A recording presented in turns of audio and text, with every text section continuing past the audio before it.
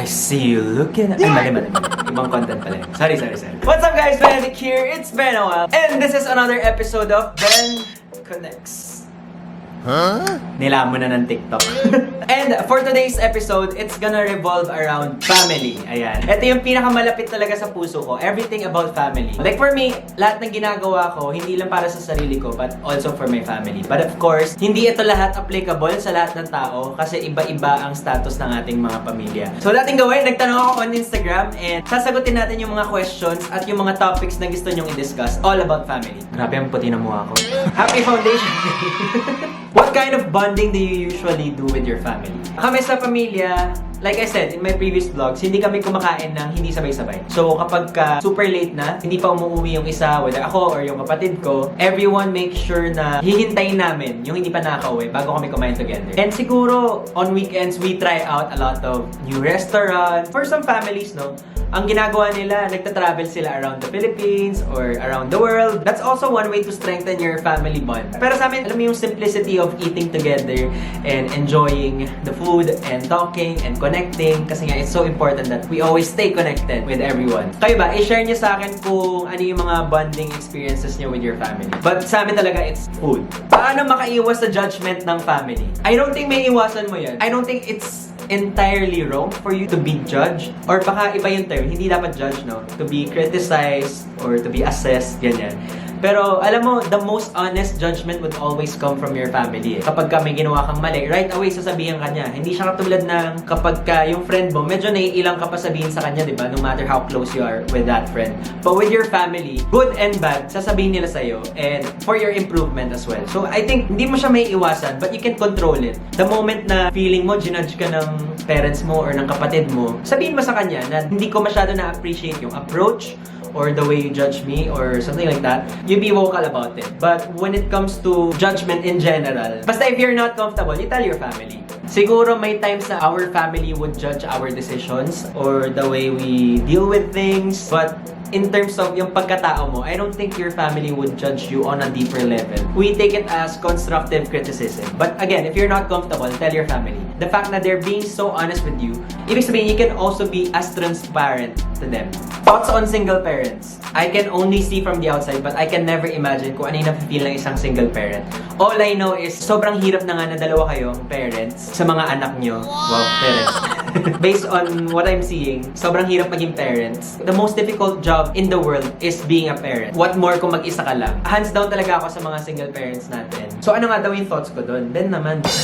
I think they're really strong, they're really resilient. But of course, they're also human. May times na napanghinaan sila ng loob. So kung ikaw, anak ka ng single parent, help your parent. Hindi ko ma-imagine yung mag-isa ka lang, tapos wala kang katulong sa trabaho or sa bahay, pinag-iisa mo lahat ng responsibilities na yun. Hindi ko talaga siya ma-imagine. So, to be honest, hands down talaga, wala akong masabi. Wala rin kasi akong idea. Maybe you can share with me kung ano yung experiences ng pagiging single parent. All I know is, I see them as heroes. How to deal with toxic family or relatives? Ay, madaming ganyan. Like, daming aspects no? For example, about money. Di ba minsan yung mga family natin nag-aaway about business or nag-aaway about our political views. Pero paano mo siya may iwasan without cutting ties with them? Of course, they're your family. So ayaw mo naman na i-burn yung bridges nyo just because you had so many differences, di ba? Let's make sure na we understand where they are coming from and always listen. Sa ganitong panahon kasi hindi na enough or hindi rin smart enough na you just voice out your opinion without listening to the other parties.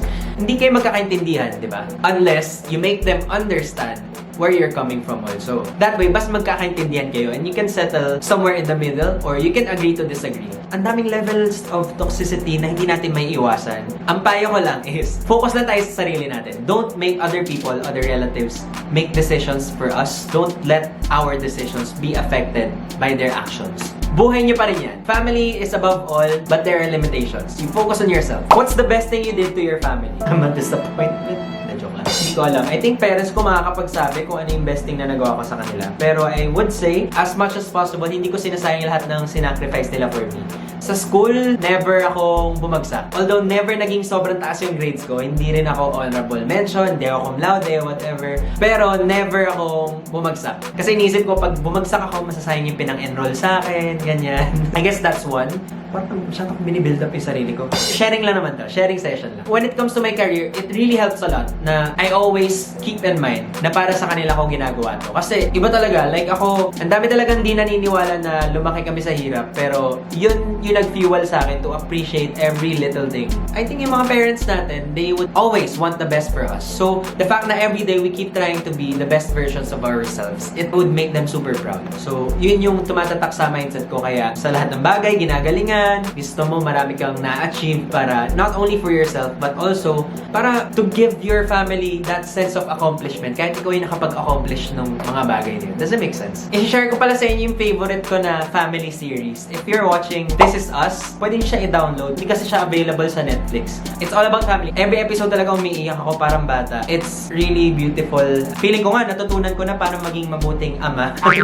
Kakanood ng series. Try it out. Watch nyo yun. And recommend kayo sa akin, mahilig din ako manood ng mga series na about family. Alam niyo yun, every time na kapag nanonood ka ng series or movies na about family, automatic talaga tuloy luha mo. It's just so unbelievable what our parents are capable to do. Bakit daw di nagpapakita yung family ko sa vlog? Hindi sila comfortable and they're very private. So, ayun. Tanong ko rin yun sa sarili ko eh.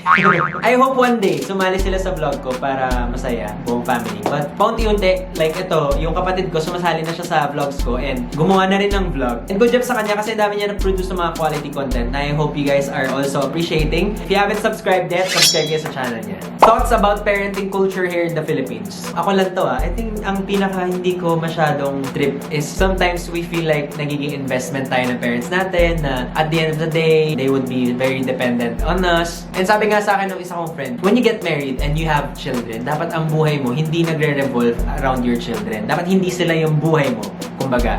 Because you're spending your lifetime with your partner. Kasi yun yung vow niya, di ba? For better or worse, till death do us part. Dapat yung partner talaga natin yung pinaka-life natin. Minsan, there's that huge pressure kapag ang daming expectations sa atin ng mga parents. Ano, may hugot na pala.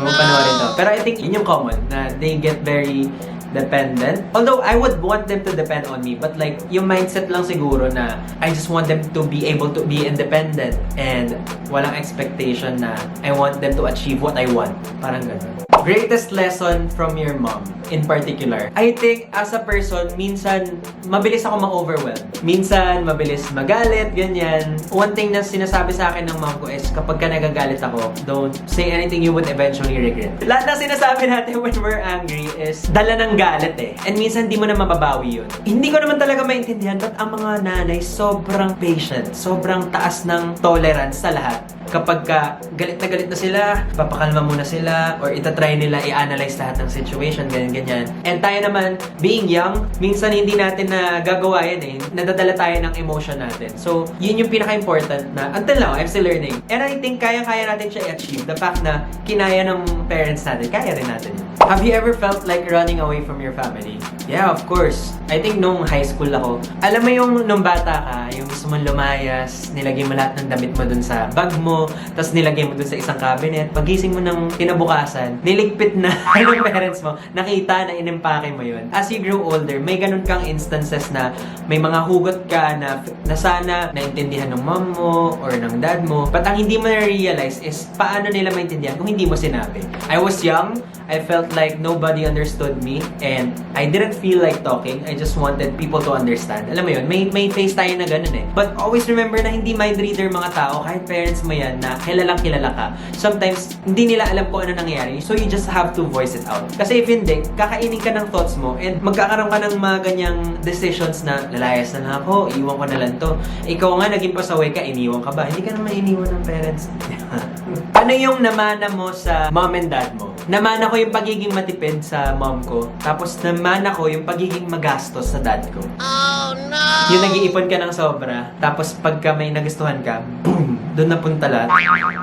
Kidding aside, half meant yan. Siguro sa trait, sa mom ko, malakas makiramdam. I would say mas EQ ako versus IQ. Ang bilis ko lang makavibe. Pagka malungkot, naiinis sa'yo, kapag may hidden agenda, ang bilis ko lang makavibe, feeling ko. But with my dad, kindness and pagiging masayahin. yung dad ko, pagkausap mo siya, lagi siya nakasmile. So, minsan ako, pag nagsasalita ako, lagi lang din ako nakasmile. Yung sabi sa akin ng mga tao minsan, you're a happy person. Tapos sinasabi ko na lang sa kanila, you don't know me. Na-joke lang. May allowance ka pa rin ba from your parents? I wish. After ko mag-graduate, kahit wala pa akong trabaho nun, wala na akong allowance nun. And I don't think meron pa akong courage nun to ask for money from them. Although I'm sure bibigyan nila ako, pero hindi na. I think after school, tinry ko na i-prove sa sarili ko na tapos na ako mag-aral, kaya ko na alagaan sarili ko. And kaya ko na kaya alagaan. Yun yung pride ko, I guess. So, ayaw humingi ng pera sa family ko. Is it okay na hindi magbigay sa family every sahod to have my own ipon? Or is it selfish? It's selfish! Hindi ko alam. Depende sa kinikita mo. Nung nag-aaral ka nga, hindi mo alam kinikita ng parents mo, pero binibigyan ka nila ng pera. So, depende sa agenda mo eh. Kung agenda mo is mag-ipon, may pinag-iipunan ka, sabihin mo sa kanila, okay lang naman yun, maintindihan naman nila yun. Pero kung kailangan din nila ng support from you, i-support mo naman sila. Kasi wala ka rin naman dyan kung hindi ka nila sinuportahan. Or at least, communicate properly. Hindi yung biglang wala na lang binigay sa pamilya, I guess. When I was working, I had to go to Manila. Kasi dito ako nakatira sa Bulacan. So, I had to go to Manila every day. Mahal ang transportation, mahal ang pagkain, mahal lahat. Ako na lang hindi minahal. Ang ginagawa ko noon, 50% ng salary ko binibigay ko sa parents ko. For a lot of people, it's actually really big.